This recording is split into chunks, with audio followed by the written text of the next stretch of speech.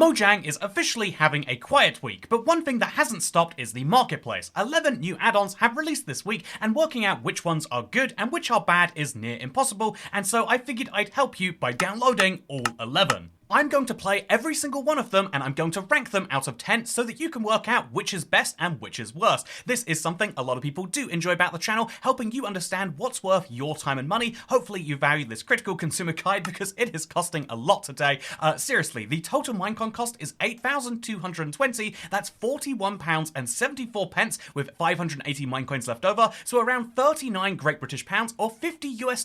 This is an expensive haul, but the methodology today is to go through them all in alphabetical order, so every new add-on that released in this week of July is going to be 11 of them, and although we just have one called Gamer and one called Planes, it's not the first add-on about planes, we are going to look through each of them because all you can see is a title and thumbnail, but planes might be the best thing ever, and conversely, even though I think Hydra Bosses sound fun, it might actually be terribly implemented. There are no quality controls on the marketplace by Mojang, and so I'm going to try and do that myself, and I'm eventually going to end up with 11 separate add-ons all on my Let's Play world. It's going to be a lot of fun, but let's start with the color jetpacks. As you can see, this is the book, and inside there are lots of colors, and this is colors spelt the British way, so I'm already on board with it, but let's read about exactly what's happening here. You fly up high above your survival world and craft your own color jetpack to easily travel around it. Are you ready to fly? I sure hope so, but there's lots I've got to learn in the meantime. So let's not fly through a portal with those because it'll deplete my fuel, and enjoy our flight. First, I'm going to go back to my base though, because at this point in my Let's Play world, I'm in the middle of destroying my trial chamber. That'll actually be finishing tomorrow if you want to come see it all. But yeah, fun fact, that means I have to go home without using a jetpack, and then I'll craft one there. Okay, I'm out of that, and now I'm here to tell you how the colored jetpacks work. First of all, there is a brand new mob that spawns in swamps, and it is called the Fuel Slime. This is basically how you get oil. They didn't want to deal with refineries and wells, and so instead, you kill slimes, and they have a small chance of giving you one of these fuel balls. These can be combined together to make fuel blocks if you really want to, but the important thing is that if you put water bottles in a brewing stand with the fuel ball, then you'll make a fuel barrel. This is confusing to me, but I'm sure as soon as I see it, it will all make sense. I mean, what? Why? Is this... whatever. This is how petrol is made in the real world, I'm pretty sure. Boom. Barrels of fuel. Why did my water bottles become barrels? I have lots of questions, but for now, we'll ignore those and instead put some more water in there in case we need more. But now we've got some barrels, which I cannot place on the ground, but instead have to interact with a jetpack to use. How do I make a jetpack? Well, it's simple. You first craft a jetpack joystick, because you need to control it. Then you craft a motor. You have to craft these with colors, so I'll go for a red motor for now. And then we craft these things together to make a joystick. To make a jetpack. And then we craft these things together, it's two joysticks apparently, to make some jetpack armor. And now this jetpack should be colored, right? Wait, where does this go? On my chest, I assume? No. Where does it go? It's gotta go there, you would assume. But you would assume wrong. So we're gonna place this down. No, we're not. Okay, what's wrong with my jetpack armor? So my jetpack armor needs to be a colored jetpack plan, which means I need the motor, an armor stand, and 2 barrels of fuel. Okay, that's very handy that I crafted that motor earlier. I just need some armor stands, which I keep crafted at all times, but I feel like it's a very weird item to require for this. But let's now craft all of this into the jetpack plan. This jetpack plan can then be placed down, and I assume I just sit in it like a mech. Yes, I do. Okay, I'm excited. But also, yeah, I'm stuck in third person while using this. So let's now go for a fly, I guess. Okay.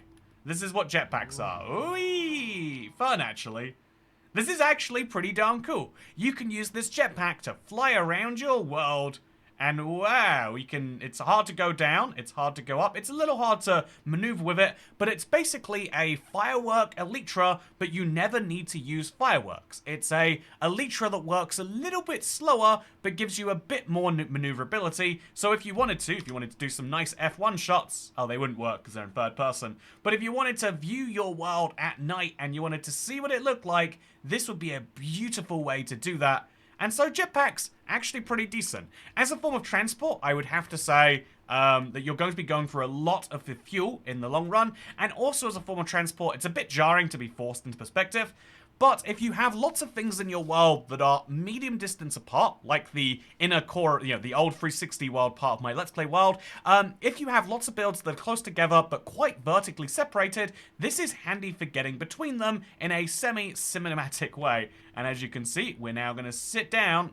And then what happens now? We still can't switch. We've got to get out of the suit, and then we fly away. So, yeah, this is something I would say that supplements the Elytra rather than replaces it. But it's really cool to have, and it's very satisfying to just have a suit of armor you jump into.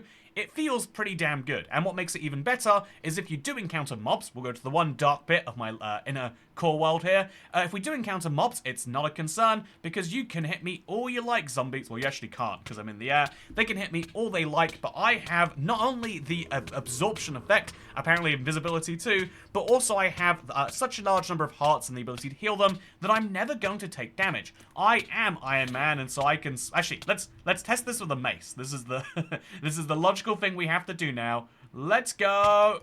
Didn't work. Okay. I probably expected a bit too much there. Okay, so all in all, not the perfect suit for actually attacking mobs, but if you do want to go out on an expedition and never be hurt, this is a 100% damage resistance boost with the fact of this. So now I just have to test that one fact about flying through a portal. It's a very weird thing to mention, and I wonder why. So let's go. Oh, it's obviously not creative. It feels like creative, but let's go through my Nether portal, and let's see how this works. It's very hard. Oh yeah, we'll get in there eventually. Yeah, there we go. So yeah, small jumps are actually kind of hard to line up. But yeah, you can't actually go through portals with this because it's an entity. If you send the thing through the portal itself, then what ends up happening is it will lose its fuel, supposedly. Is that true in reality? It is, yeah. Okay, I'm trapped in this thing now.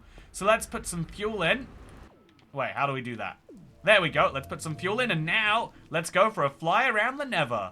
They said it couldn't be done, but now we've got a safe way to fly around this dimension. This is probably the better place for it because there's a lot more twisty curves that are hard to navigate with an Elytra, and also more things that want to kill you. So, yeah, I would have to say, got a soft recommendation for flying around with jetpacks in the Nether. My question, though, for how good an add-on is not just how well it functions. This is good enough, in my opinion. But also, I tried to ask the question of, is this balanced? If you had this in your survival world, would it be the only thing you'd want to use? Or does it fit into the gameplay loop nicely? Is it an add-on, or is it a, I guess, add replacement?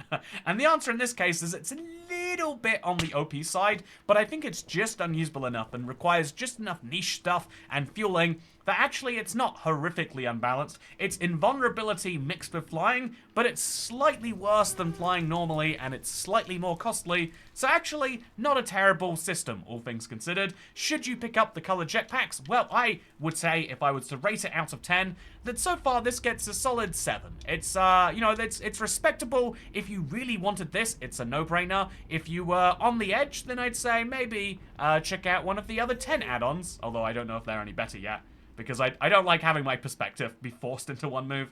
Also, I'm curious what happens if you run out of fuel in midair, so we'll let that run, and then we'll move into the second one. So fuel 1%, and now I'm just trapped. Am I going to take full damage? No, that's nice. There's a lot of zombies here. I hope they don't try to kill me. Yeah, I'm fine. You can sit in this thing even with no fuel. There'll be no issues whatsoever. Next up, it's food expansion. As you can see, this contains a lot of new types of foods and apparently new ways to cook them too. So I'm looking forward to making some pork belly ramen. So let's download it and see what's happening here. Yeah, the game's even telling me to have multiple add-ons at once here, by the way. Although it is taking a lot longer to load with it, so maybe it's actually telling me not to. I might get funky results with this. Oh, I didn't even realize the game is telling me it's talking back to me. It's telling me it's gonna take longer to load now. This is fun. I've never seen a loading screen that talks to me like this. Oh, it's just repeating now. I feel less special. Oh, what? I forgot that Minecraft currently has a bug where it loads you in while you're loading the world. It currently treats you as being in there, and so despite having all of the stuff that I had, I immediately died because it took that long for the game to load. That is a ridiculous bug, and that's why we need to be really glad that 1.20.20 is going to fix that whenever that comes out. But for now, I've got to walk all the way back with nothing, so wish me luck. I did not see this part of the process coming, but you know, just give me my stuff back and we'll be quits. Easy. Okay, so let's now go read our new book, which I got given and then immediately was murdered. But yeah, let's go ahead and let's read the starter book for this add-on. So there are lots of new foods, seeds, crops, and furniture, and we can learn about them via all the categories. By the way, it looks like I'll be doing this flight back home solo because my jetpack is desperately crying out for oil. And you know what? I'm not willing to invade any foreign lands to get it. That makes me alone in the Western world. So what I'm going to do instead is I'm going to fly back home the normal way. Speaking of foreign invasions, that piglin actually took my Totem of Undying, so that's how long the game took for me to load. I had full Netherite armor, got attacked by a piglin, died with the totem, and then died past it. And so, pro tip, don't load up too many add-ons if you're in the Nether. Also, if you are going to use add-ons, use a copy of your world like I have here. Anyway, let's start farming, shall we? Because there's so much to learn here, and I've got to work it all out. Oh, I thought that the game would teach you, but it's just like, here's the fun things you can make. Sirloin steaks, pork shoulders, pork chops. Sure, let's try that. So the way you find basically every seed in this game is you just have to harvest grass, and then the game will do some fun stuff and give you some weird seeds back. There are so many seeds to be gotten that you need to go through a lot of different grass and tall grass if you want to find them all, but it means that there's a lot more variety in what you can harvest. And now we can place these in the ground. Let's put our broccoli seeds down, and let's put our corn seeds down, and then let's also put our lettuce seeds down, and just because I'm lazy and don't feel like waiting, let's bone meal these to completion. This is what a lettuce looks like, this is what a corn looks like, and this is what a broccoli looks like. Weirdly, that didn't use any bone meal whatsoever, but now I think I can harvest them, and I've got some lettuce, some corn, and some broccoli. Yeah, nice. I got some vegetables sorted.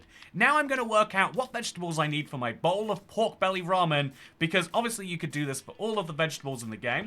But actually, also something fun you can do is I looked through the book and there's a whole set of special foods, and now I really want to make one of these golden types of food. So we're actually going to go specifically looking for peanuts, strawberries, or bananas, because you better believe that sounds like fun to me. Okay, so it said that some of these plants will only grow from 2 high grass, and so I'm going to use the bone meal that didn't get wasted on the ground, grow some 2 high grass, and then use those 2 high grass, looking for the right types of seeds. I don't know how well this will go for me. Lettuce seeds, corn seeds, broccoli seeds, peanut seeds, there we go. And then we'll harvest. Honestly, I don't know enough about how peanuts work in the real world. I like the idea of an add-on like this, teaching me about the fact that this is how peanuts work. But now I've got some peanut seeds and pineapple seeds, actually. Let's grow a pineapple tree. I feel like that would be a good addition to my world. Oh, right, I forgot. Pineapples don't grow on trees. They grow out of the ground. It's odd. My favorite fact about pineapples, if you need to know it, is the fact that in the real world, if you smoke pineapples, they grow faster.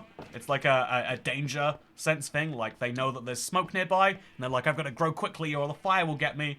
And so they take like 3 years instead of 10. Anyway, now we're going to craft a frying pan. I think I also want to have a deep frying table. If I want to make one of those, I'm going to need deep slate though.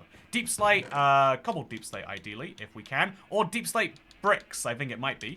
We take the deep slate bricks, and we craft them together, and what we get, oh, it's not in here. It said it was. Let's work out how we make this. So we go to the starter book, we go to furniture. You can see that a blast griddle is made from deep slate and stone bricks, not deep slate stone bricks. I'm sorry, that was a very easy mistake to make. So we're going to take our deep slate, put it back in there. I love that they're using deep slate as a recipe, by the way. I feel like deep slate is very underused. And I also love that I've got a use for all of this stone that I keep lying around my world. Because now I can finally, after removing some things, now I can finally get my hands on a deep slate griddle. I don't know why I would want one. I've also got this lovely butcher table I'm looking forward to using. But this is a blast griddle. And now we're going to put that down over here. And on that, I can put my frying pan. And in that, I can put a raw pork chop.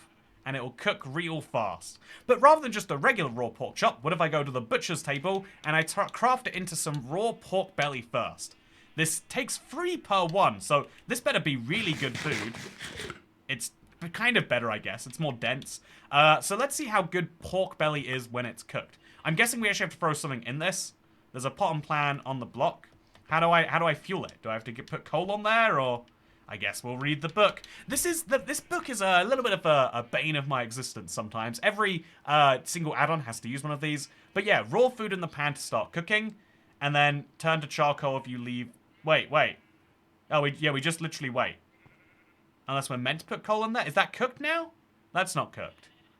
This is meant to be real fast, but it doesn't look very fast. I'm going to go grab some coal just in case that's required. Okay, let's use the coal on this. Ah, yes, I knew it. So now, unlike every other type of cooking where you can leave it in there indefinitely, as soon as this cooks, we need to take it off or it becomes charcoal itself. So, okay, I'm trying to get it out. There we go. So this is now cooked pork belly, the first of my ingredients for my ramen bowl. Whereas the other ingredient I wanted to make, I'm going to be honest with you, I don't think gold is a smart idea. I don't know why I needed to test it, but I did leave some cooked pork belly on there, and it does in fact eventually turn to charcoal, but you can use that to fuel the furnace. So actually, kind of smart if you think about it. Anyway, if I want to make the rest of this bowl of noodles, I'm going to need a bowl, one presumes, and I'm going to need some noodles. How the heck would you make noodles? I genuinely have no idea where to start on this. So let's read the book. Where are the noodles at? There's a lot of interesting choices in here. None of this is looking like a bowl of... There we go, noodles, wheat and flour. How do you make flour, though? Okay, I'm doing this. I feel like the depth of these add-ons is always so vast, but the question of why would you want to go so in-depth in the food you're making is one I can only answer with role-playing, maybe? And so, outside of the golden peanut, which I'm sure is actually very delicious and gives you some fun benefits... Oh, it's just a golden carrot, but made of peanuts. So outside of the golden carrot, outside of the golden peanut, which I've learned actually does nothing, I don't know why we'd want to go for all this work, but let's do it. Okay, I finally crafted myself a cooking pot, which is a requirement. I don't know how we actually make this. Oh, I'm guessing it goes on the blast griddle, so we just have to get rid of that pan. Can we not? I've got to use the cooking pot somewhere. Do I have to make a whole new one of these? I guess I do. So I've got a cooking pot, and I don't know where to place it, because it won't go down anywhere. Inside here, maybe? Can we just throw that in? We cannot. You can't cook a cooking pot.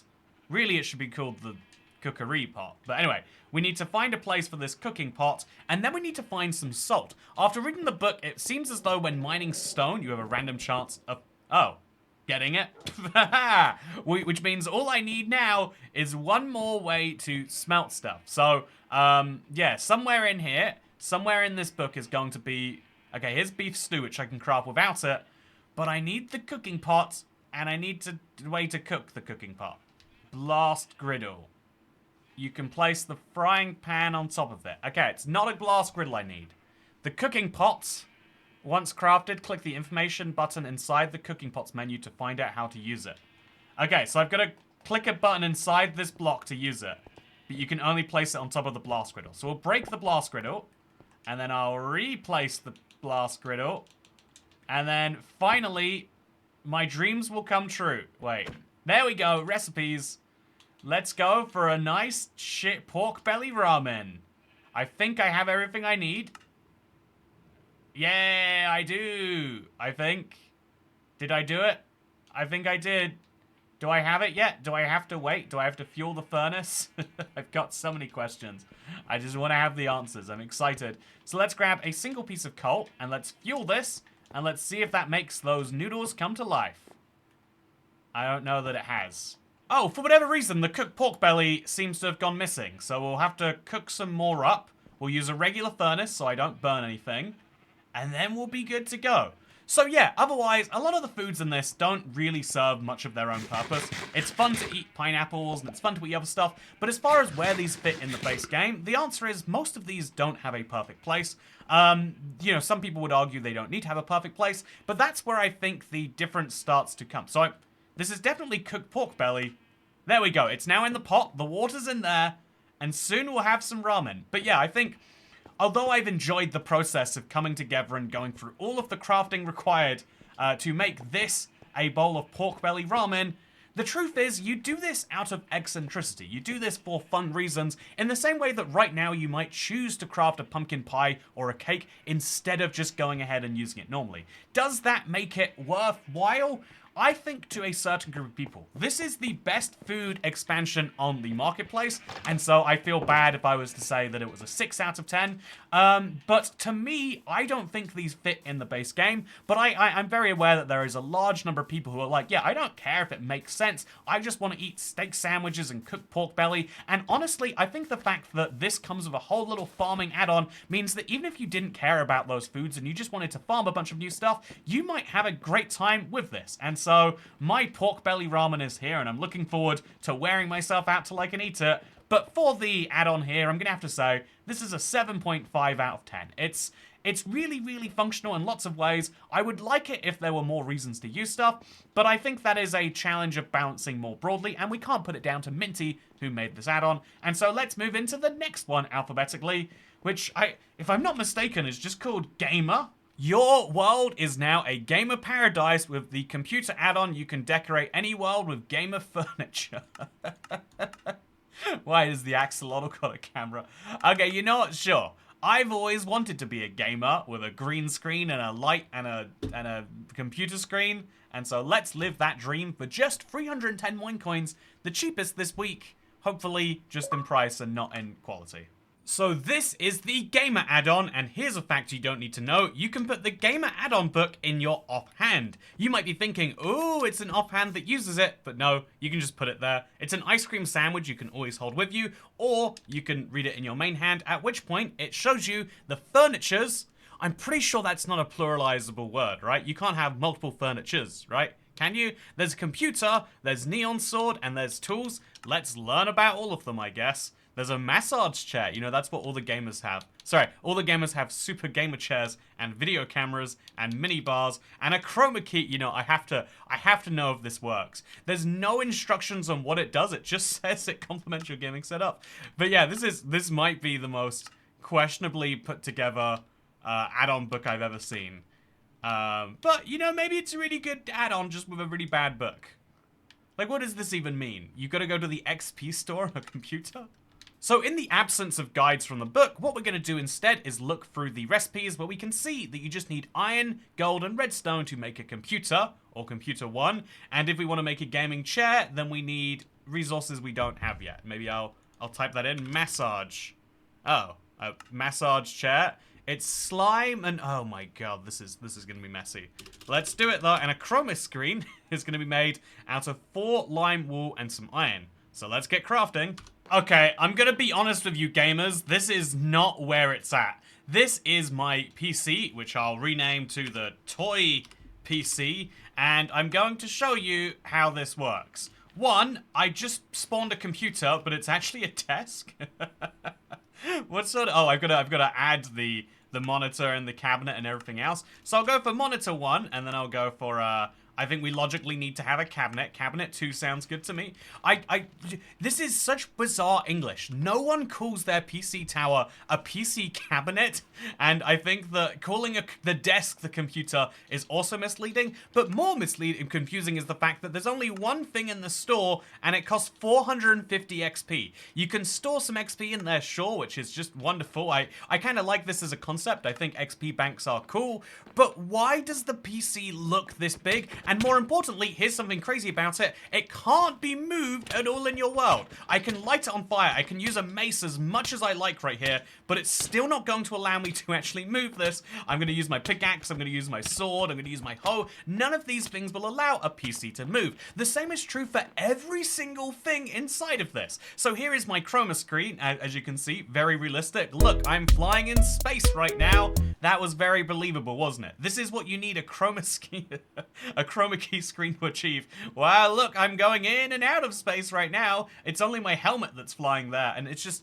my point is to say this is ridiculous. The idea of a mini fridge that gives you energy drinks, this seems to be based on like a, you know, an 8-year-old's conception of what a gaming place should be, and I'm sure that sounded really smart in the ideas room, because a lot of people do picture that the only people who buy add-ons are 8-year-olds, which is insulting to your main audience, but everything in this entire add-on is broken in multiple levels. One, you can't move it. There is a movement tool, to be fair. Let me show you how the movement tool works. I can't work it out. I've been trying my best. So there is a movement tool. It doesn't seem to work. There are a lot of pieces of furniture, but you walk through every single one of them. I haven't checked the PC yet, to be fair. You walk through every single piece of furniture, and the actual end goal is just to feel like a gamer. This is the most questionable thing. I don't know how this met any of the standards to be released. Again, the only proof this gives me is that Minecraft has no standards. It doesn't meet language standards. It doesn't meet standards for like actual usability. And more importantly, you'll break your world. You'll be stuck with a chroma scheme that you're never going to be able to move. I've tried a lot of things. I've done a lot of mace attacks on these, but there is no way to get through their health bar, and so you will have this stuck in your world forever. Is that what you want? I can't imagine it is. This is an absolute 1 out of... actually, no, 1 out of 10 would imply maybe this is good for someone somewhere. Until this is fixed, this is a 0 out of 10.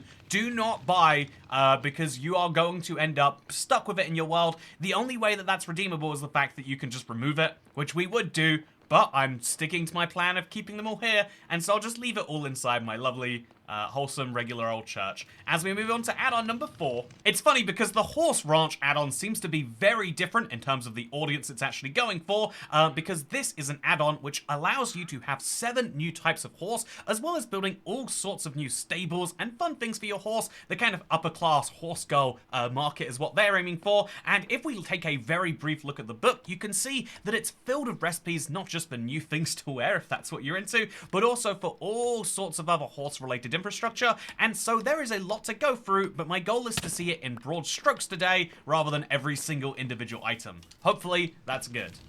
Okay, so this add-on's goal is to improve upon the regular horse design, which looks like this, with a new one which looks like this. I don't hate it. I think it's very cutesy looking, but I'm going to ride onto my horse right here, and we're going to see what that accomplishes. The answer is not very much, but presumably you can tame it in very much the same way as a regular horse. Yeah, you can. And once you can put your saddle on, and everything's great. The horse goes at a much slower speed because according to the book, you need one of these, a riding crop, to set the speed of the horse. You have to hit your horse, and then when you hit your horse, it runs faster. Just like in the real world, I am told. And so, wow, look at that. Now we can tell the horse to gallop. This is something a lot of people say the horses are lacking. Horses are too simple in regular Minecraft, and so why don't they have some more behaviors? Something the sort of person who likes horses might agree with is, what if there were bars for you to jump over too? As you can see, I'm jumping over this one with joy, but there's also all sorts of traditional ones if you want to make like Olympic-style gates to jump. Basically, this is an add-on aimed not at horses as utility, but horses is a fun way to make the game work. You can find quite a few horses. I think I've got another one over here, and they've all got very unique and different designs to the default game. But I think the odd thing about them is the fact that all of this stuff... Oh, by the way, sorry, I've got... I can't believe I went through all of this, and I did not show you my new outfit that I have. So instead of wearing... sorry, I can't do this with a straight face. Instead of wearing this, allow me to show you my riding uniform. So yeah, this is horses, again, like I said, not as a way to get around faster, not as a way to be a utility to your world, but instead as an activity for the corner, which, to be fair, a lot of people always say, like, yeah, I wish that there were more rooms you required in a Minecraft house. Right now you need a bed and you need, like, a chest room, and that's kind of, like, it as far as necessary things. So maybe this is perfect for someone. I also like that you can craft saddles, that's kind of useful. But even though there's lots of fun new things, including barn roofs if you want them, I did a terrible job with mine, but there's lots of fun new blocks that you can play around with. Can I make the horse drink? Is he drinking right now? Oh, I think he is, wow. You can lead a horse to water, but you can't make him drink is not true in Minecraft. But yeah, I think that this is a very interesting add-on. But I also think at the exact same time, it adds lots of set dressing decorations. I think that this is perfect if you love horses, and even then you have to love the idea of mixing them into Minecraft, and you have to love them in the, the upper class, playing polo from the back of your horses sort of way, which maybe is you all over. But for most people, it's not, and so this is a 5 out of 10. It's not bad. I have no critiques like with the last one. I just don't think that it's for everybody. I think it's a really great example of what it is. It's a 10 out of 10 if you want it. They had nothing. Everything works in this, and that is a huge plus I'd like to say. but otherwise it's not a lot of positives that I have. I like the depth of it, and I like the dedication to the theme, and I like that therefore you could use this well with other add-ons, but that's kind of where my praise sadly ends. I want to like it, but I just don't. It's not for me, but maybe it's for you. Speaking of things that are maybe for you, okay, even though this was insanely expensive for an add-on, I'm excited for it because it looks seriously good. It says that there are 6 bosses to fight, but if I'm being honest, I'm looking at the trailer and I'm seeing just one big boss fight, but to me that seems like something that's fun and worthwhile, especially for late game players like myself. So there are 5 elemental crystals for 5 differently themed Hydra bosses. Skeleton crystals have a chance to drop from wither skeletons, then blazes, guardians, wardens, and endermen. That's how you get the crystals, but then you need to get a Hydra obelisk, which you can find the recipe for in the crafting table. It requires 1 elemental crystal to define the Hydra you'd like to fight, and obelisks summon a large arena, so you probably don't want them to overlap with your builds. Just for fun, should we allow that to happen? Let's do it. So, the rewards are powerful craftable weapons, custom Hydra blocks, and Hydra battle pets, so that is the entire add-on. It is just the boss fight, but actually that sounds pretty cool. It is a reason to kill 5 different mobs in your world. Oh look, we got one of those weird horses from earlier hanging around. It's a reason to kill some fairly hard mobs in your world, and honestly that sounds kind of fun, does it not? So yeah, honestly, let's jump into it. Although first, I can finally eat the pork belly ramen. Is this good food? Yeah, it was. That was a long payoff, but it's finally come through. But yeah, let's go into the Nether and let's kill a bunch of wither skeletons to see what the drop rates look like with a looting-free sword versus the wither skeleton skull. There's obviously already a boss that comes from them, so they seem like the logical place to start. I've been contemplating making a wither skeleton farm forever now, to be totally honest with you, and times like this where I walk to my Nether fortress and see 0 wither skeletons, are times where I think maybe I should have done that. Where are they all? Is there a reason it's so empty? Well, I did actually make a blaze farm recently, and so I guess that can solve some of my problems, if nothing else. Oh, it can't. Gotta be peaceful, right? Oh, it's not peaceful. I was like, it's gotta be something like that. It's just that it takes the mobs a while to spawn in the Nether. So we'll let a few blazes spawn, and we'll farm them for their things, and then we just need a Hydra obelisk, which we'll find in the crafting table, and then we can make a fire crystal for a fire Hydra. I'm excited. But yeah, we're probably gonna have to sit here and wait for a bit. Not the most fun gameplay, which is why I prefer not doing this. And wait, you don't have to do this yourself. But yeah, just keep in mind, we got none from the first 2 blazes we killed. But that could change. Oh, we got one, I think. Yeah, fire crystal. That was on blaze number 6. I was setting a lot of stuff up, expecting it to take a while. But it didn't. Easy peasy. So I also looked in the crafting table, and it's really easy to get an obelisk. It's free cobbled deep slate. The mega obelisk requires you to have killed all 5 hydras once to get the 6th one, I guess, which sounds pretty cool. But for now, we're going to do a regular old fight with our that and a crystal. That was surprisingly easy, which makes me imagine that for most of them besides the warden one, yeah, like the warden crystals seem like an insane one to go after, but yeah, for the rest of them, you're probably going to get them fairly easily if you go for it, which is nice. Not having long grinds is a good thing, a lot of people might argue. Now I'm going to do exactly what the game guidebook told me specifically not to, and I'm going to put the fire crystal into this, and it's going to make a big area which will destroy some of my builds.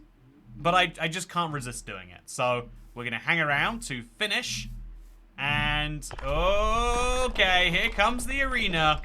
Wow, goodbye map wall. Don't need you anymore. Certainly. It's so cool actually seeing that be destroyed bit by bit. But you know what else is cool? Fighting a Hydra. Do I have any food? I've got lettuce and cooked beef.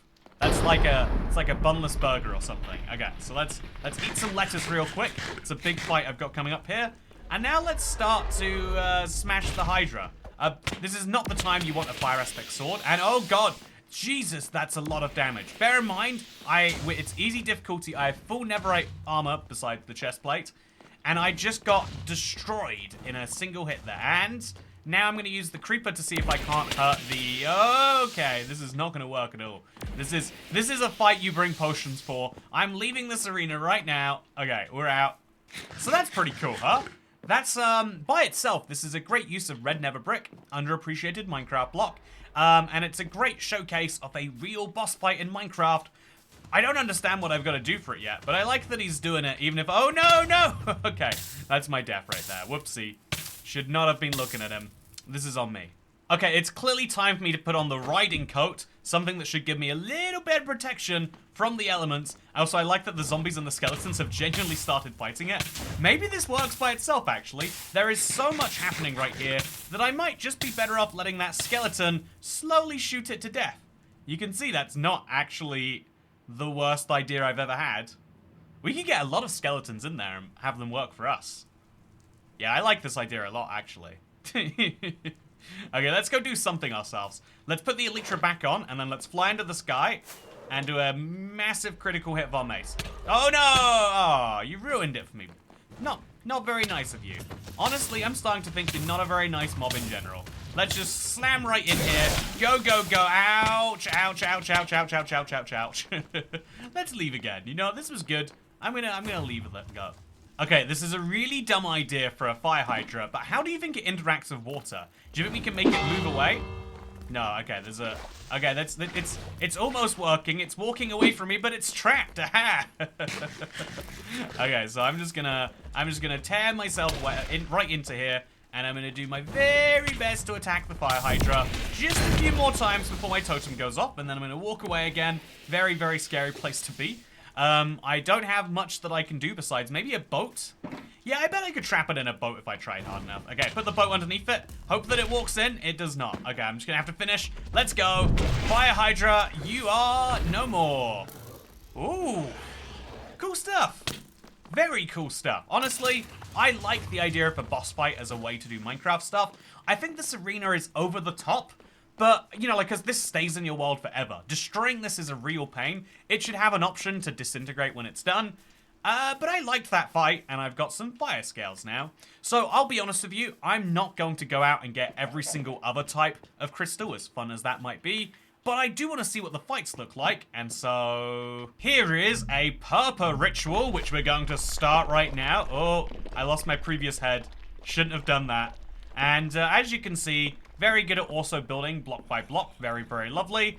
And also, as you can see, we're going to have another boss. I would guess that the fire one is actually the easiest, in theory, but probably the hardest in practice because of burning. I bet the purple hydra will be easy to deal with because he's just going to levitate me, right? Oh no, I'm wrong about that. I'm wrong about that. I'm going to die. Okay, get me out of this. No, okay. No, let me out. I don't want to be in there.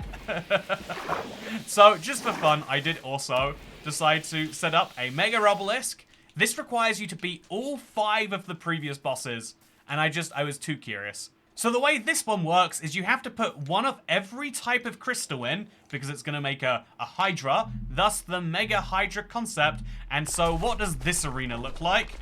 The answer is it's going to kill me. We should just be fully prepared for that. But what stuff do you really need for an add-on review, I ask you? Hopefully not your health. So... Oh. Yes. So good on the sound effects. And so good on the mob design. I have seen some lazy bosses in my day, but this is not one of them. Oh, yeah. Okay, it's jumping around like crazy. Okay, this is spooky, and it's poisoning me. It's probably going to do everything that the individual bosses do, but all at once. But here's the fun thing. In exchange for crafting this, you get given a lot of blocks. Emerald blocks, gold blocks, a ton of quartz if you want it.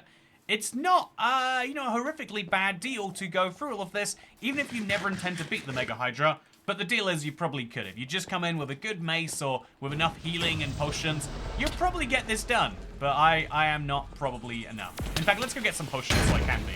Okay, I'm ready to do this. There's a lot of mobs involved, but I'm going to fly into the sky. I've got my healing on, so I'm just going to mace.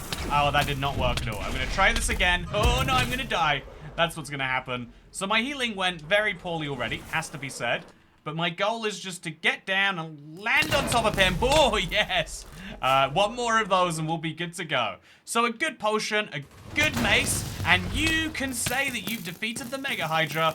You're probably gonna die somewhere in the process. I'm gonna be honest with you, this is a lot of totems I've had to pop up. Even with my cheesing, I still might not make it out of that one perfectly alive.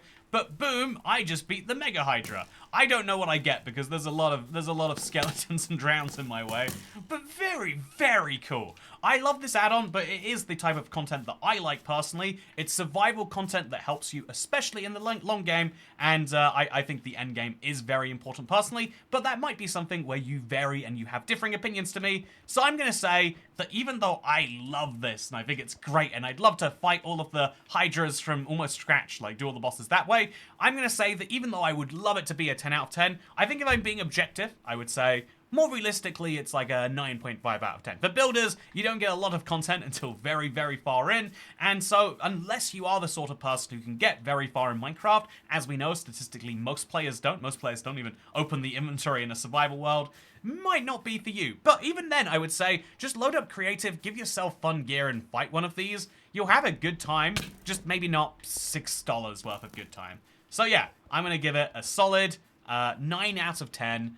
Maybe even a 9.5 out of 10. You know, let's go of 9.25. What's the point of an out of 10 system if we're going to give such precise numbers? I don't know, but 9.25 just feels right, and it's a feelings-based system. So let's get out of this, by the way, because this is a messy part of the world, and move on to the next add-on.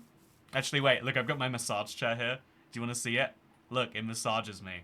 Oh, I love this game add-on so much better than everything else I've gone through today. Like, next up, we have light furniture, and honestly, I let out an audible sigh when I realized that I wrote it down originally as light furnace, and I got excited about that. A furnace that uses light, but no, it's light furniture, and honestly, the idea just doesn't compel me at all. What if furniture was light? There are so many furniture add-ons out there already that I just thought to myself, why are we doing this? But then I realized to actually try every add-on is important, because what if there's something incredible in this we just haven't seen before? You know it's a good start when the guidebook decides to advertise to you. You know when you just bought something from them, they're like, yeah, would you like to check us out on TikTok? I'm impressed you're even allowed to do that on the marketplace, honestly. But yeah, there are 22 multi-style lamp designs, and what's shocking about that is the fact that if you look through this book a little bit, you can see that they count, it's furniture that controls and that does stuff with light, but they count, weirdly enough, as furniture, chandeliers and auras and candle holders, stuff you might expect, but then also a lighthouse. I'm going to go craft a lighthouse first, because that gets me curious. So I have in my chest, I think, all the ingredients. I need glass, glowstone, redstone lamps. Do I have any redstone lamps? Nope, why would I? But I've got glowstone, and I've got redstone. Then we've got some glass hanging out in here, but I've also got some red wool and some white wool in here. So red wool, yes. White wool, oh, I used it all at some point. I'm going to have to make some white wool. It's going to be awful. Okay, so if we make some glowstone, we can make a redstone lamp, and then we can make the lighthouse, which, as you can see, doesn't actually seem to require the glowstone lamp at all. Was apparently entirely unnecessary. But let's go see what a lighthouse would add to my world. I've always felt like the cow farm would be a little bit nicer. Oh, it's a tiny lighthouse. That makes sense, I guess. Still surprising. I like that you can break it. It's a real block, so I'm giving it credit for that. This is lovely, gotta say. And there are other light sources we can make too. Do I want to have a disco? Why not? Let's put a disco ball on my roof. And so if we want to actually control these light sources though, oh yeah, they've got RGB colors. We're going to need the things at the very start of the book. And so to craft those, let's go looking. And so let's make a remote, a switch, and maybe on top of both of these things, a little RGB. Wait, no, that's not RGB. It said RGB there, but you know, let's go make a remote. I want to turn some things on remotely, and so I just need to go grab some stone. I keep it right over here with all my other goodies. And so this is actually kind of exciting to me. I do have to say, not what I was expecting a lot of ways, but sometimes that's exactly what you want. So let's make ourselves a switch, a remote light.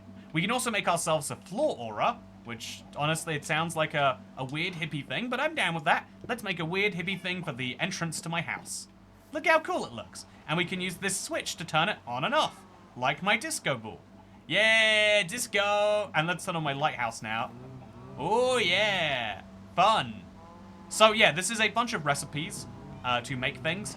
It's not up my alley, so I don't think I can ever give this a hard recommend, but I can give this real credit, outside of making it only a block tool, but being slightly taller than that. I can give this real credit for being a fun version of the furniture add-on, which there is already too many copies of.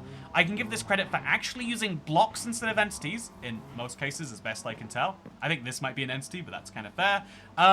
You know, blocks, when you're placing Minecraft blocks and they're actually blocks, it's incredible. And I give them credit for actually picking a decent niche and picking recipes which feel like they are achievable, but not too easy. You know, that's a weird thing to have to achieve, but I feel like they do it right here. And so, yeah, I would say solid, decent even. What do you think this is, by the way? I genuinely have no clue. Huh. Shall I let it go? Do I want to? Can we set it off with our remote? Or, you know, we won't question it. We'll just say there is a balloon, and that is perfectly happy. So yeah, I would love to spend more time with this, but wait, sorry, no. I would love to do anything I can to not spend more time reviewing furniture add-ons, and so I'll say for the price and for the genre, which is one of my least favorites, it's decent. And so I'll give it a 6 out of 10. If you've got $2 to spend and you want a disco ball, go mad, I guess. If you're ranking according to value to money, which I am, then I think that's something important to say. Okay, this add-on has 100% broken me in so many ways. There are so many new types of ore. By my count, there are about 48 new types of ore that you can find in your Minecraft world, and the actual use for all of them is kind of variable. One of the big ones is that if you find one of these ore merchants, you can sell some ingots of titanium or lead or chrome or anything else, and you can use those to buy some powerful pickaxes. Because this add-on does commit the either sin or benefit of having a ton of new types, not just the pickaxes, you can see there's a whole spectrum of those, but also when you get, say, green diamonds, what actually is this, chrome, you can get a whole set of armor and hoes and axes. The same is true for blue diamonds, which I really love the block for, by the way. Then there's aluminium, and then there's tungsten, and there's so many different types of ores and things you can do with them, and ultimately this makes it a very deep add-on for anyone who's looking to be like, yeah, my current pickaxe is kind of lame compared to what it could be if it was made from red diamonds instead. Oh yeah, and you can enchant them. They have fully existing, uses and textures, and this is therefore going to be slightly better than the other things. I do think that this is a slight bit overcomplicated to my personal tastes. I feel as though Minecraft add-ons should be extending the vanilla game, and this one really massively bloats out the mining. But as someone who likes mining, I still think that's solid. I just think that learning what every single new block and item and ore actually looks like and does is going to be hard, and without an inventory update you can't add more types of ore than there are inventory slots. It's just not fair to do, because all of these ores, you know, you can mine them and you'll obviously get a type of ingot, and you can take that type of ingot and then you can make it into a block, but then you've just created more problems for yourself, and that is something I don't know how they would even fix, but I do know it's a problem that I'd like them to. So yeah, solid add-on if you want something deep. But as I mentioned with Tinker's Construct, I personally feel like it needs to be, you know, having depth is important, but it needs to be understandable depth. You need to understand what you're getting into without having to be like, oh yeah, each of these ores there's something fun. There's a whole hammer that I never really got into, even though I do have one right here, just in case you're curious. There's a stick, by the way. It's not what I'm looking for, but I just think it's fun that you've got a stick that you can beat people with, but also you've got a hammer. This is an axe. You've got a hammer, which is a new thing too. But yeah, the depth of this is great, and personally, I think that makes it great value for money. If you're looking to get, you know, dozens of hours out of a single add-on, then this actually can be great. It makes it very hard to review effectively, but I would say it's an 8 out of 10. Absolutely solid for what it does, but I think overcomplicated is what it suffers from, and I think my game just crashed. Oops. And so we'll move on to Planes, which, as you can see, has one of the coolest books. It just kind of follows in front of your face, something I really like. It doesn't make any sense because of the way you're looking at it in third person, but sure, here is Planes. Let's learn how it works. How to fly. Accelerate the plane by pressing jump and let go to slow down. Liftoff speed is reached in the control interface. Smelt irons to craft steel ingots. Okay, that's fun. And the wrench can be used to collect planes and configure your settings. The airplane workbench is used to craft planes, and we change it with a paintbrush. This is an Airbus. I'm impressed they have the naming rights to call it that. This is a Beechcraft Baron. This is a Cessna 150, a Cessna. You know, why call it just an Airbus then? All of these other planes have actual names, but yeah, I don't see a way to go back through this menu. If one exists, then I don't know what it is. Yeah, there's no way to go back. Even if I'm. Oh, there is. You just gotta hold in the right direction. So this. Oh no, there's not. There's no way back. You have to scroll through the entire thing. But still, it looks pretty decent. Is it? Okay, I'm gonna be honest with you. This is another one of those enthusiast add-ons where I just don't know where it would fit into your Minecraft world. But I do have to give it credit that you can color the things, which is something you would love if you were a plane maker. You can have multiple planes, which is something... Look at the size of this Embraer, which is something you'd also love. And then you can also get, even though they just call them Embraers and Beechcrafts, you know, you can get some of your favorite airplane models, which is pretty cool. So how do they work? I've only given it the tiniest bit of a test, but basically you try desperately to get this thing off the ground, and once you get enough speed going, as I intend to... Okay, I'm going to read the manual again. You accelerate the plane by pressing jump and let go to slow down. As soon as the plane reaches its liftoff speed, you'll take off. Okay, so I thought I had to use the jump button to take off, but you just hold it down and you start accelerating, and eventually... Oh, don't put me in lava. Yeah, there we go. I'm flying. And so unlike the last planes add-on I used, this one actually has a lot more realism to it. There is a real amount of... Okay, is it going to fit? I hope it fits. There is a lot more realism, I say, as my wing flips through a block. But you can see that the animations are much better done. This is someone who clearly enjoys planes. It's really weird that they have such a tiny view distance, and it's also kind of weird that you need to have your own parachute, which is just an elytra that you put on your back. But yeah, that means that I can get my Embraer up to speed, and it should be very chill. How do I even get in this thing, actually? Is there a staircase I've got to go in, or do I punch my way in? Oh, I don't actually... Do we have to make our way up there? I'll climb on this, and then I'll maybe get inside that way. No, okay, I have no idea how I'm actually meant to pilot this thing. Let's grab some blocks and see if that helps. Okay, I'm in now, right? I'm physically in the plane, but I can't ride it. It's just too high up. I don't know. So I also brought with me a couple of other fun things. This is a Bell 407 helicopter, which should work very different. Oh, it does. This is very fun, gotta say. So being able to fly a helicopter around a world, pretty damn cool for some people. And the coolest of all, I couldn't help. I spoiled this for myself. I was curious when it said Airbus, like, oh, that's not a model of plane. But this is what the Airbus looks like. It is the A380 in all its glory. Actually, it might not be an A380, it's single decker. It's gonna be more like an A340, I guess, because it's got four wings here. But this is a giant plane. It's hilariously sized, but it has the exact same problem. I don't know how I'm actually going to get inside of it, and it looks like, maybe if I, wait, I'll take my helicopter over to the plane, and then that way I'll be able to get in it. So we'll fly up. Come on, helicopter. You worked a second ago. You can do this. I believe in you. Lift me up. Yeah, into the sky we go.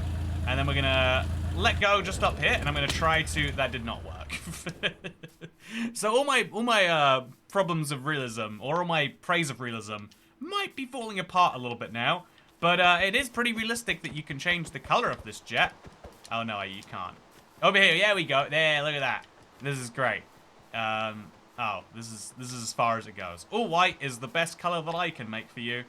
And so, that's kind of where I'm at with this. I think it's very, very fun. Assuming that there is a way to get in these big jets, which I'll assume there is, and that I somehow missed the manual guide on it. Let's read over there.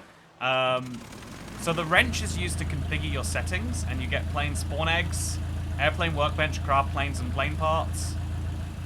Yeah, it doesn't say exactly how you get in, though. It just kind of says that it's there. Also, I want to read you, manual. Okay, you can't read while you're flying. That's fair.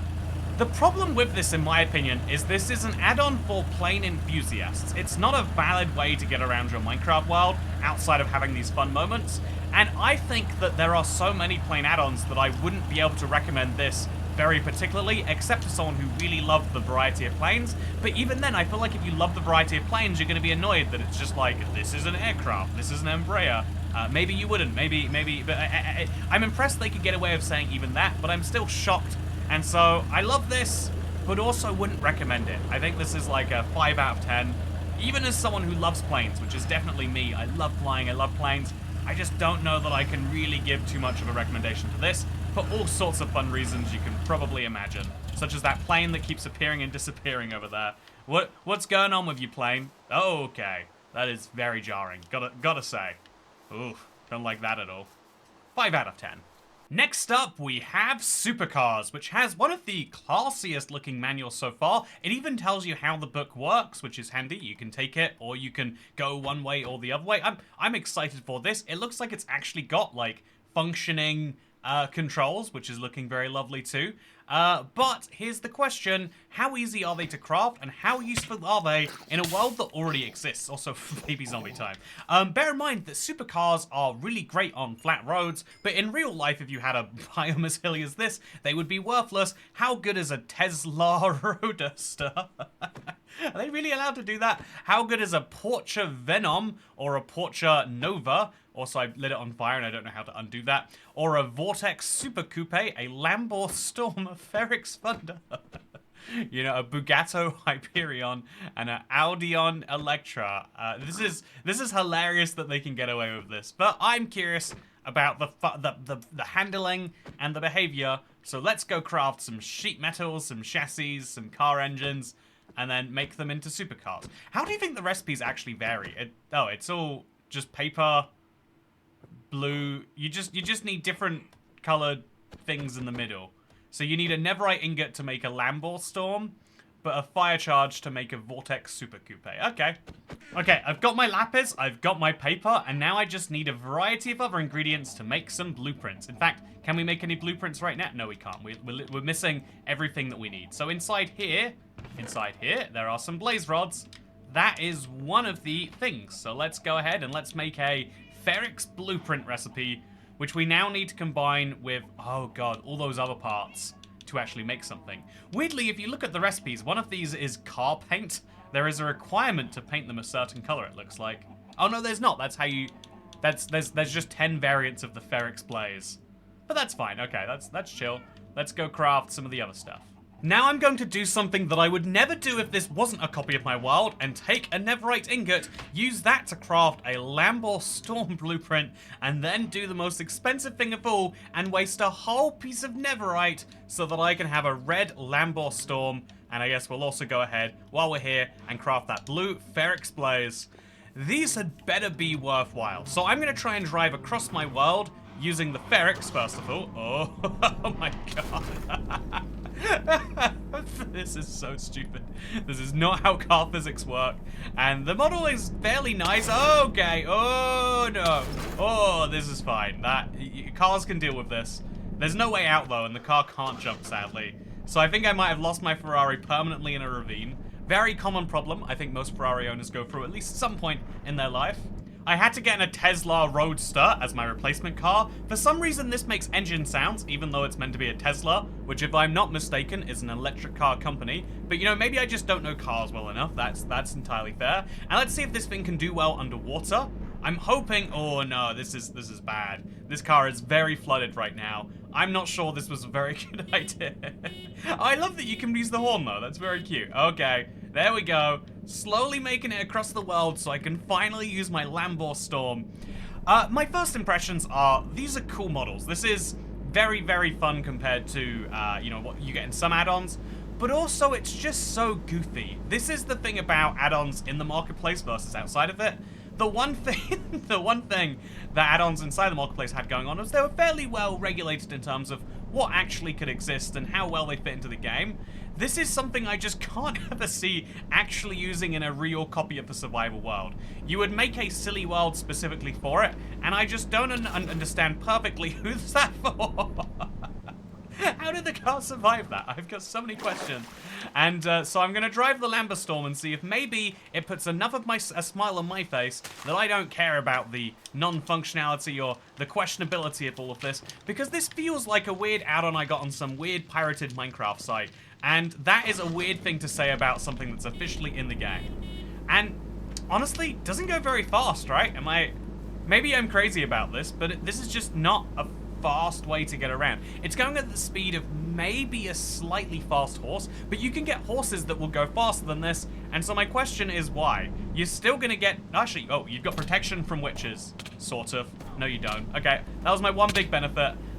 If you're gonna drive a Lamborghini in Minecraft, just know it is entirely for style points. This is an objectively worse horse that you drive for style reasons, and it's not licensed in the slightest. I don't know what the legality is, but on the marketplace, it's on the marketplace partners to work out, and so I hope that no one cares about this. I hope that you have a successful add-on, people who made this, but if anyone out there is looking to buy a car add-on, well, actually, if anyone's looking for a car add-on, don't buy it would probably be my answer. I don't think there's one that's truly that compelling yet. Look at that, the wheel literally comes inside the body here.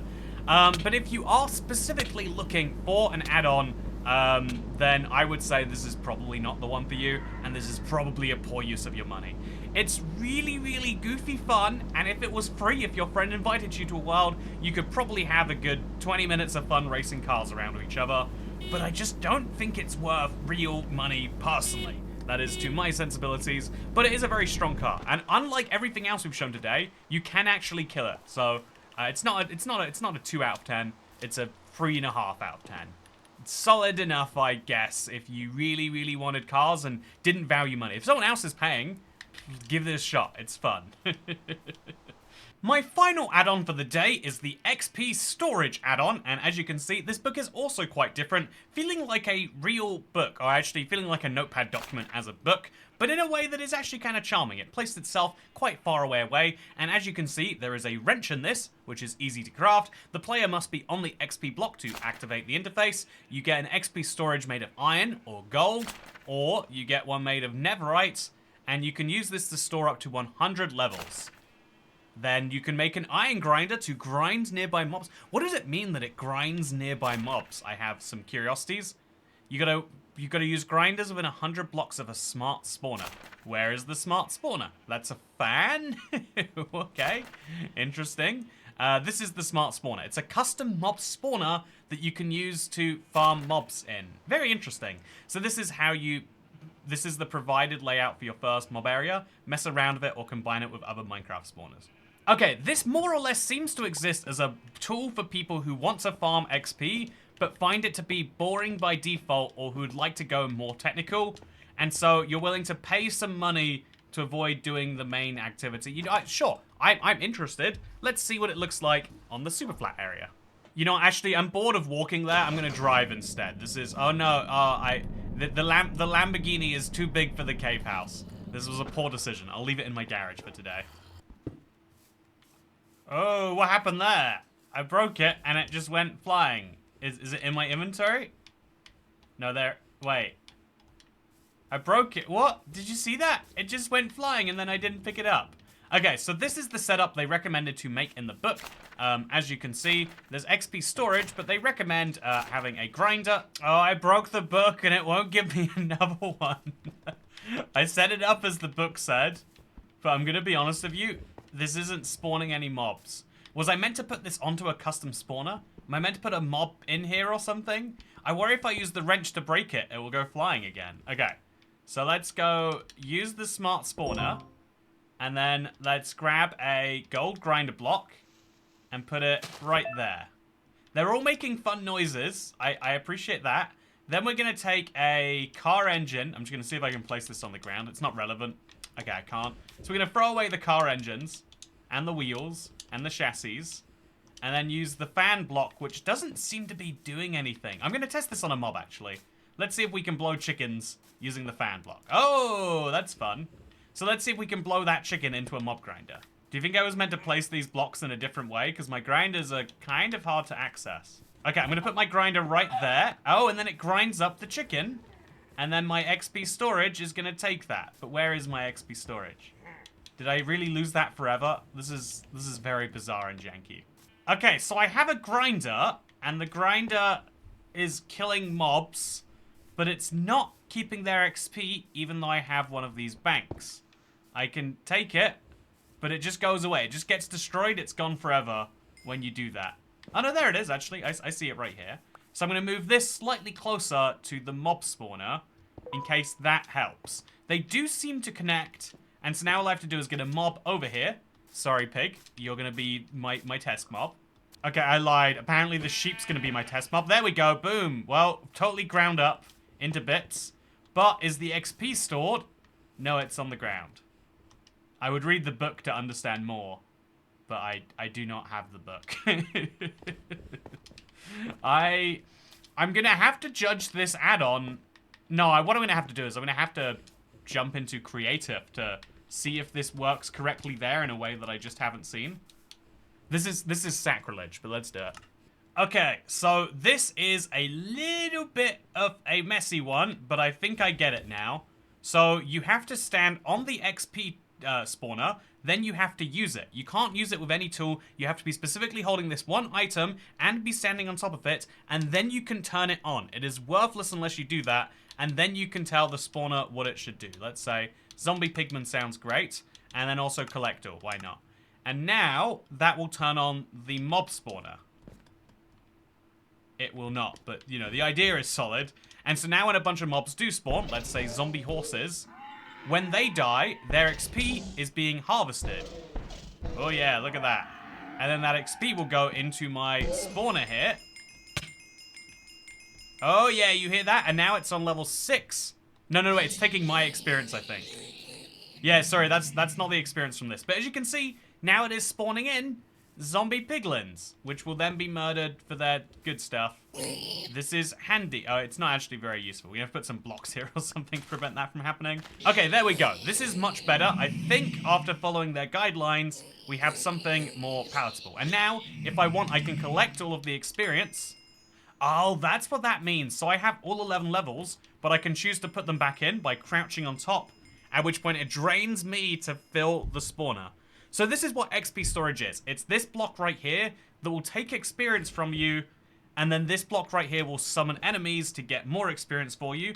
This is an automatic mob killing block. This is a mob moving block.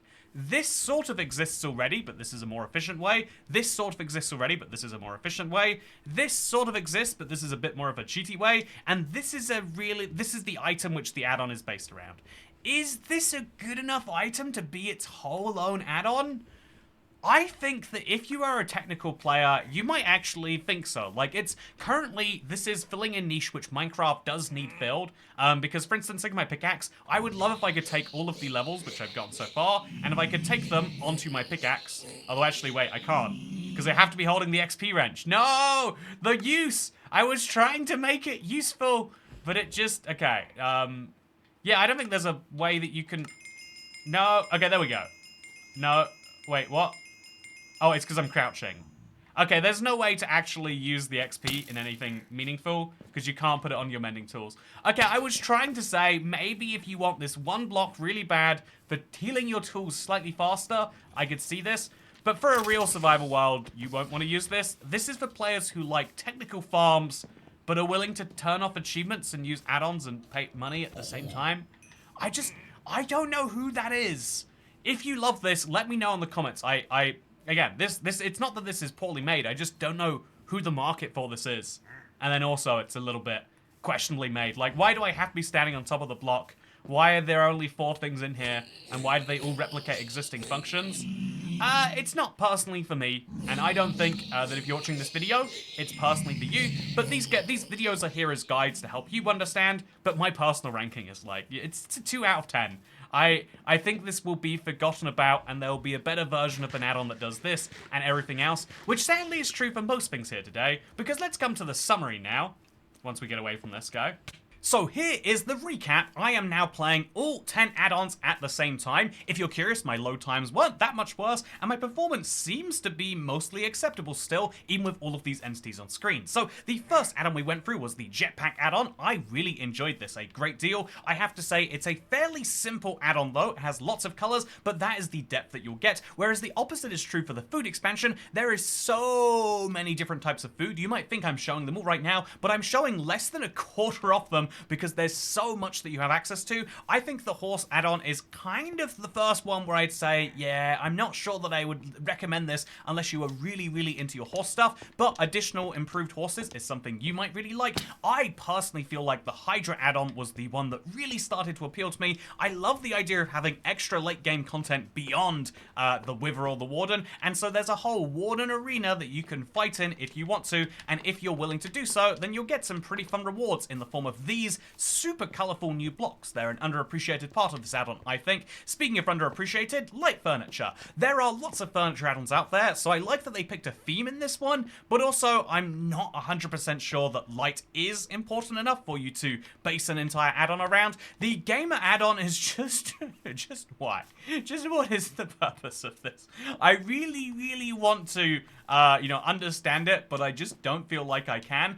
Whereas the Plains add-on, it's not that it's so bad or questionable, but instead is just at the point of saying, I think this is really, really good for a particular type of person, but I am that type of person. I love my Plains. You know, I'm ashamed. I'm thinking of how I can ever live down the fact that I called that an A380 when it's clearly not. It doesn't even have a double decker. It's one of the most famous Plains in the world, and I got it mixed up. As someone who loves Plains, I look at this and I still say, but it doesn't fit into Minecraft though, does it? I don't know what you would really want from this in a world. If you're just playing in creative, it's sort of fun, but it doesn't quite fit into survival Minecraft, which is most of the point of add-ons. It feels like something you downloaded that's kind of extra, and that's kind of how I feel about the Supercar add-on. Weirdly, they have much higher quality textures. If we take a quick glance at them, you can see, woo, look at that detailing, but you look on the inside and it's bizarrely scaled, and all the things that are wrong just become far more obvious. Like, why can I drive the car like this?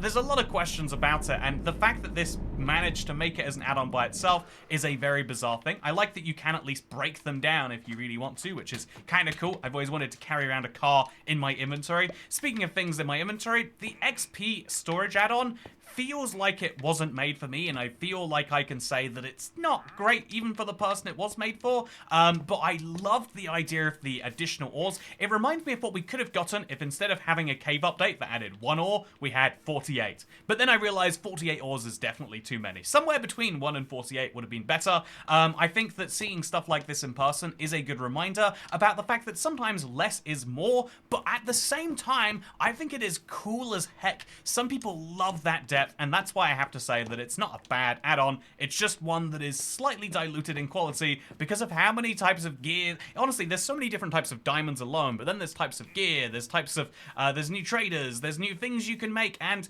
it gets to the point where it makes it very hard to even explain to anyone. But, you know, if you're a single player and you love getting in caves, this would be a good add-on. But right now, here's the real end conclusion, I would have to say. First of all, doing this was insane. Going through 10 add-ons took so much longer than I expected, but also Mojang can't expect anyone to drop $50 a week on add-ons to work out which ones they do and don't like for their Minecraft world, so I think it's their responsibility to make it easier to work out which ones are good for them and not. I have been beating the dead horse for so long about refunds and trials, and I won't continue to do that today, although just saying every other major marketplace that expects you to spend money does give you a refund process. It's one of your consumer rights, fun fact, but they usually will claim that they're hands-off on the marketplace, but they clearly do have quality controls and limits to add-ons, particularly they did in the early days, and I think it'd be better off if they actually used them, because sometimes you'll get a pretty decent add-on, sometimes you'll get a pretty weird add-on, sometimes you'll spend money on something that you'll immediately regret, as I've had so many times,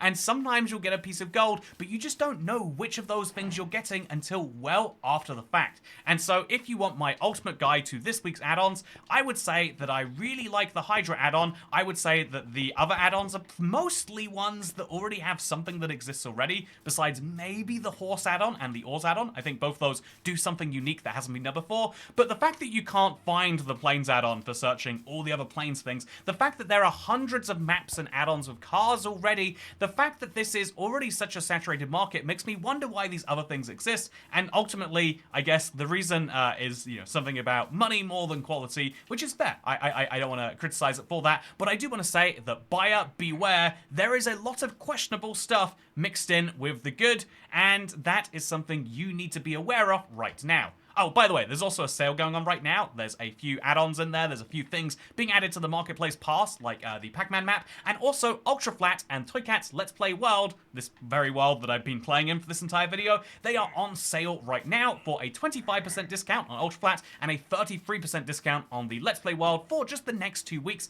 So if you do buy it now, you'll have permanent access to the updates, and it's something you can choose to do. Otherwise, if you're curious about what I'm going to be doing with add-on reviews going forwards, I kind of had a moment where I was like, man, these things are so questionable, and so I think from now on, I want to focus on trying to find the higher quality add-ons rather than going through all of these, because I just can't spend another hour of my life looking around and seeing that all I found are RGB screens and computers, and I wanna enjoy the add-on experience in a way that I just can't when I've got invincible chairs and a green screen and a computer.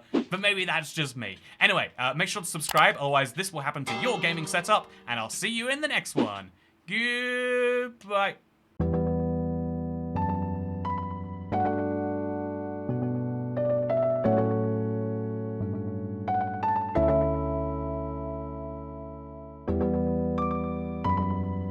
It is me, the green screen. I have taken over this video to say that I disapprove of Toy Cat's message, and you should spend all your money on poor quality add-ons, and you should have no desire for things to improve because this is as good as it gets. Wah, wah, wah, wah.